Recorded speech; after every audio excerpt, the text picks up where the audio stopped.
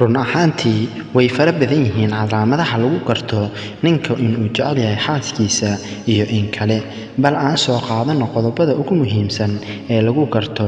Qodobkan ogow walaashay, haddaad ku aragto ninkaaga aad ayuu kuu jecel yahay ee dhaqaalayso. Haddaba muuqaalka intaynaan u gudagelin waxaan kaa codsanayaa inaad muuqaalka like saarto si ay u gaaraan saaxiibo adiga oo kale ah. Cadowgaada wuxuu mar walba u arkaa cadowgiisa. Eegmo kugu eego mar walba indha aad ka dheexan kartid dabacsanaan iyo naxariis.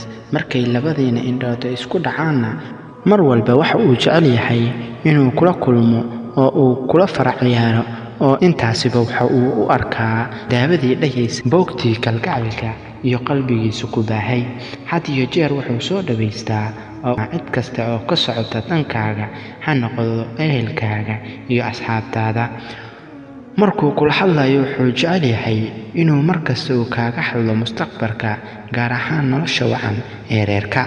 Waa suurtagal inuu kaa xanaaqo, balse marnaba ma dhacayso inuu qalbigiisa cuqdad kuugu qaado. Mar walba wuxuu iska ilaaliyaa wax kasta oo sababi kara kala go'ina. Si kasta oo cid kale xumaan kaaga sheegto, isaga marnaba uma muuqdo, waayo agtiisa waxay tahay mid sharaf iyo sumcad Eebbe ku manaystay. Wuxuu jeclaadaa wax kasta oo aad adigu jeceshahay oo dookhaaga ah. Si kasta oo aad isugu xanaaqsan tihiin ama iskugu dhacsan tihiin, lagama yaabo inuu dadka hortooda kugula hadlo ama uu kugu aanaanto. Marnaba lagama yaabo inuu kaa xanaaqo.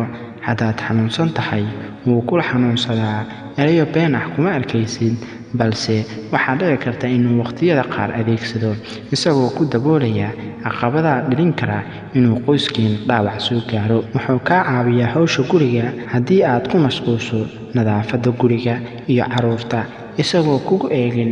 Intaas ayuu dhankiisa ka diyaariyaa howlihii kale sida diyaarinta raashinka ama wixii hawl ah ee loo baahan yahay.